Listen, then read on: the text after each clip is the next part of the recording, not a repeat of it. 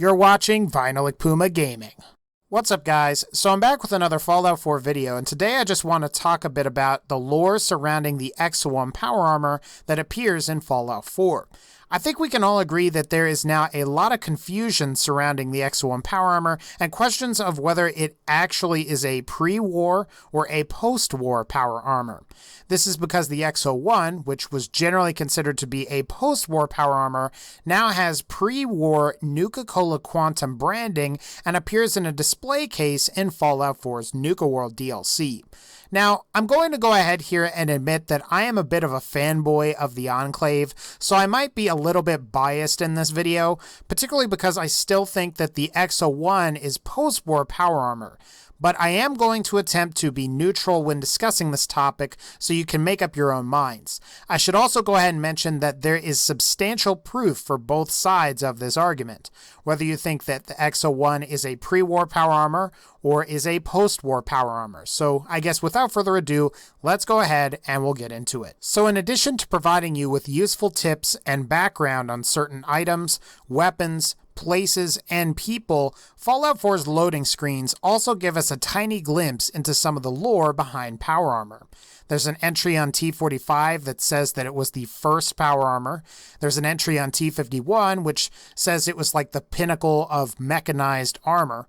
And then of course there's an entry on the Exo-1 that basically says that it got deployed after the Battle of Anchorage. However, for our purposes, there is also an entry on Exo-1 armor.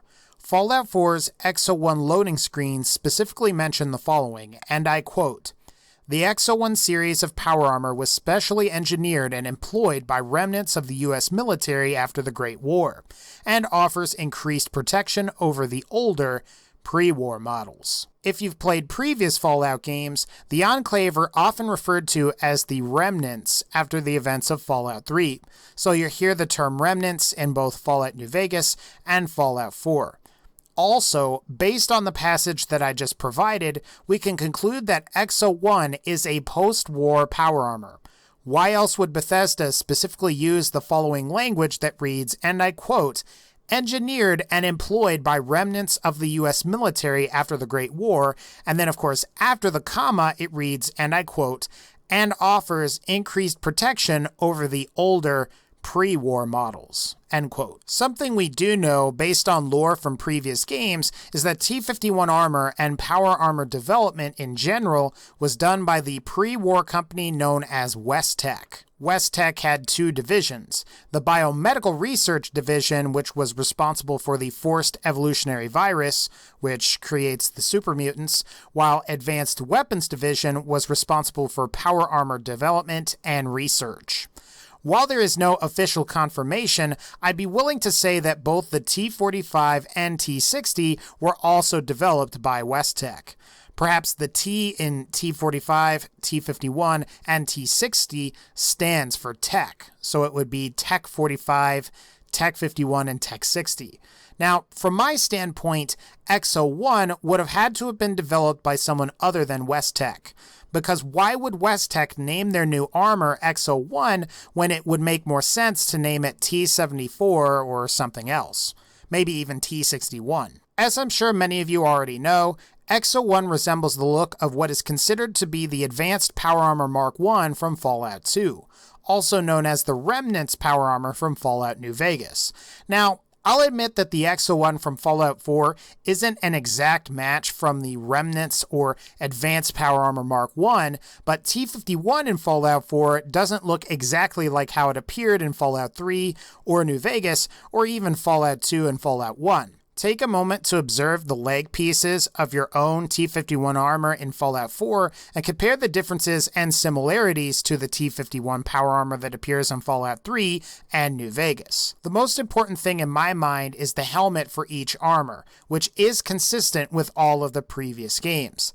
I suppose the argument could be made that the torso and arm pieces are also important, but I would still say that Exo-1 is in the same style as the advanced power armor from Fallout 2 and the Remnants armor from New Vegas. Take a moment and notice the pauldrons, the groin piece, the stomach piece, and how they look fairly similar. Something that I think we all need to consider is that because Fallout 4 introduced power armor frames, certain elements of all of the armors had to be redesigned to accommodate and fit on the frame. While the loading screens for Fallout 4 confirm that XO1 is a post-war power armor, we do have to discuss Brad Burton's office terminal in Nuka World. You can find a terminal entry in Brad Burton's office on Project Cobalt that is dated October 20th, 2076 that reads, and I quote, "Meacham's work with Project Cobalt struck gold. His team came up with a custom isotope based on strontium-90 he's calling Quantum. He believes he can use the isotope to weaponize almost anything in the military's arsenal. He's come up with a few prototypes like the quote-unquote Nuke, and we've even used the Quantum to enhance one of the military's power armor suits." What we know is that Quantum was used to enhance power armor, and the only Quantum power armor in Fallout 4 is the Quantum XO1 that's located in Galactic Zone in Nuka World.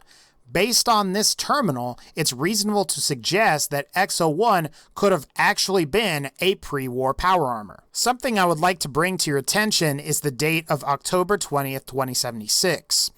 That would mean XO1 was completed and possibly out of the prototype stages before the Anchorage reclamation and 1 year before the bombs dropped. However, I have a bit of a bone to pick with this.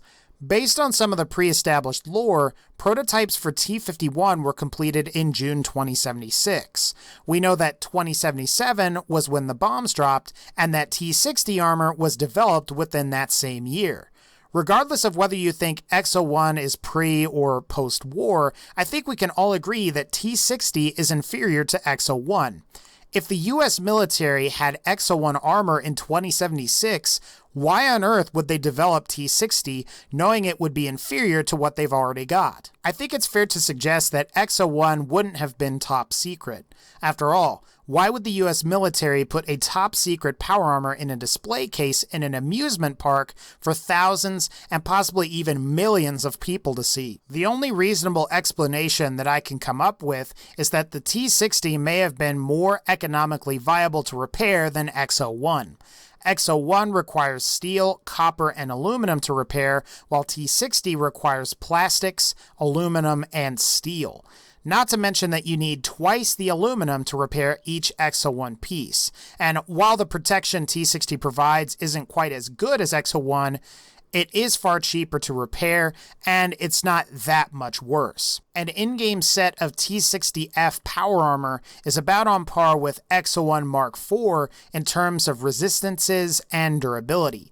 The only difference is that each piece of XO1 Mark IV weighs less. Speaking of weight, it's possible that the US military may have requested that all Mark I or A model power armors weigh about 92 pounds, while Mark VI or F model power armors weigh 114.8 pounds in total.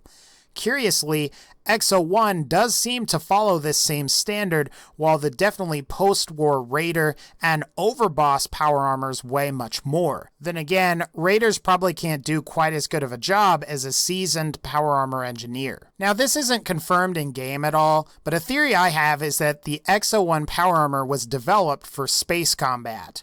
The Quantum version from Nuka World appears in the space-themed Galactic Zone, and some of the pre-established lore from the previous games indicates that the Enclave may have wanted to colonize space as opposed to recolonizing Earth.